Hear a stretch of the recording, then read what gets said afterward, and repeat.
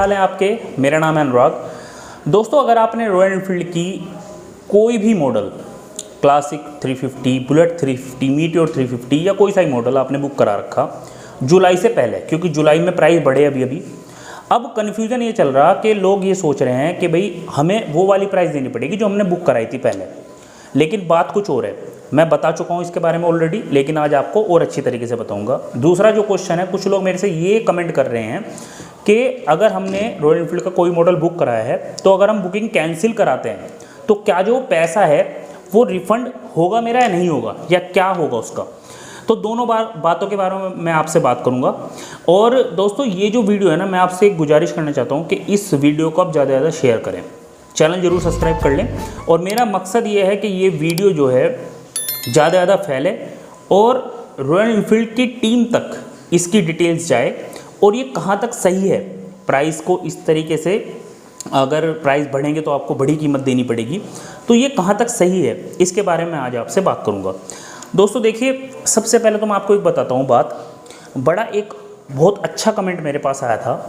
एक व्यक्ति ने मुझे कमेंट करा, एक बंदे ने, मेरे भाई ने मुझे कमेंट करा कि सर, जब हम बुक करा रहे हैं बाइक को पहले, तो आज हमें बढ़ी हुई कीमत क्यों चुकानी पड़ेगी।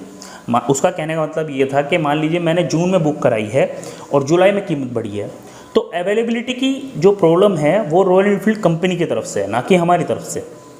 तो हम बढ़ी हुई कीमत पे क्यों बाइक को ख़रीदें जो हमने पहले ही बुक करा दी। देखिए दोस्तों, ये बहुत सोचने वाली बात है। अब इसी के ऊपर एक कमेंट आता है दूसरे भाई का। वो बोलते हैं कि भैया सभी कंपनियां जो हैं अपनी बाइकों की प्राइस बढ़ाती हैं और जो बढ़ी हुई प्राइस है उसी पर ही आपको बाइक खरीदनी पड़ेगी या गाड़ी खरीदनी पड़ेगी। उन्होंने ये कमेंट मारा, बिल्कुल सही बात कही उसने। लेकिन दोस्तों, यहाँ पर गाड़ी की तो बात ही नहीं हो रही, यहाँ पर हो रही है टू व्हीलर की बात। अब मैं आपसे एक बात कहना चाहता हूँ, रॉयल एनफील्ड को छोड़कर कौन सी ऐसी बाइक है जिसकी वेटिंग पीरियड चल रही है। नॉर्मली अगर आप हीरो की, टीवीएस की, बजाज की कोई बाइक खरीद रहे हैं तो उन पे कितना वेटिंग पीरियड है। या फिर अगर आप रेट्रो बाइक की जावा ही लेते हैं या होंडा हाइनेक्स लेते हैं तो कितना वेटिंग पीरियड आपको मिलेगा। क्या 3-3, 4-4 महीने का वेटिंग पीरियड मिलेगा। आपको पता होगा कि बुलेट 350, क्लासिक 350, इन दोनों पर लगभग 1-2 महीने का वेटिंग पीरियड है। बुलेट पे 2 महीने का, 2.5 महीने का भी वेटिंग पीरियड है और मीटियोर पर 4 महीने का वेटिंग पीरियड है। तो दोस्तों, अगर आप रॉयल एनफील्ड की कोई बाइक बुक करा रहे हो तो एक बात समझने की है, जब आप उस बाइक को बुक कराने जा रहे हो वो अवेलेबल नहीं है, अवेलेबिलिटी की वजह से आपने 10,000 रुपये दिए और उसको बुक करा दी।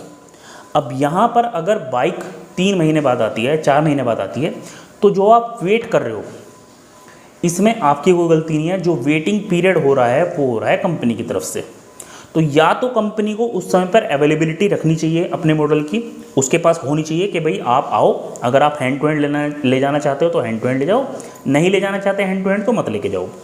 तो या तो ये ऑप्शन होना चाहिए। जब उसके पास बाइक ही नहीं है, अवेलेबल ही नहीं है शोरूम पर, तो एक्स्ट्रा पैसे बढ़ने के बाद कोई भी बंदा क्यों दे, ये सोचने वाली बात है। अब अगर मान लीजिए मैंने अब से 3 महीने पहले बाइक को बुक कराया, तो और मान लीजिए मुझे जुलाई में बाइक मिलती है, तो मुझे जुलाई वाली बढ़ी हुई कीमत देनी पड़ेगी।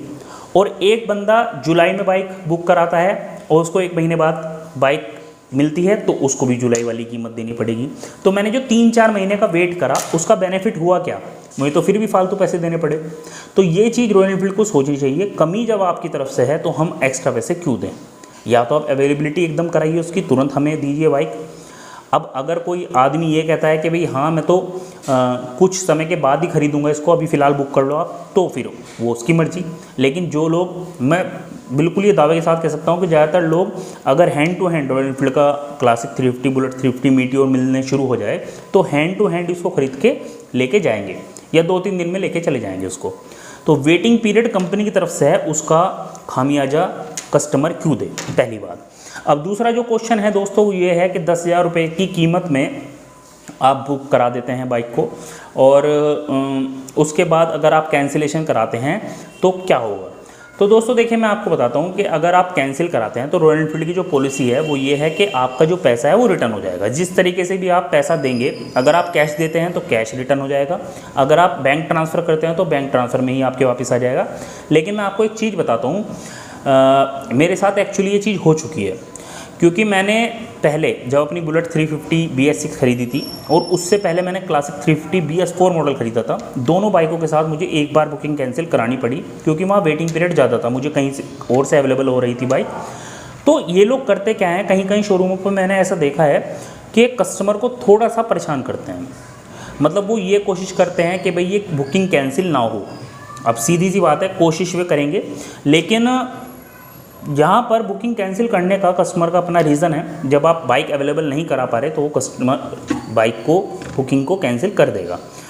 लेकिन इसका नियम ये है सिंपल सा कि आपकी बुकिंग की राशि, आपको जो रसीद देंगे वो, अगर आप रिसिप्ट वो वापस देते हैं तो आपकी जो भी बुकिंग की राशि है वो तभी की तभी वापस हो जानी चाहिए, तो आपका पैसा वापस आ जाएगा। लेकिन कहीं कहीं शोरूम पर मैंने ऐसे देखा है, शोरूमों पर, कि वो घुमाते हैं बातों को कि भाई क्यों कैंसिल करा रहे हो, अभी टाइम लगेगा, इसमें 4-5 दिन लग जाएंगे बुकिंग पैसा आने में, ये वो, ऐसा मैंने देखा है।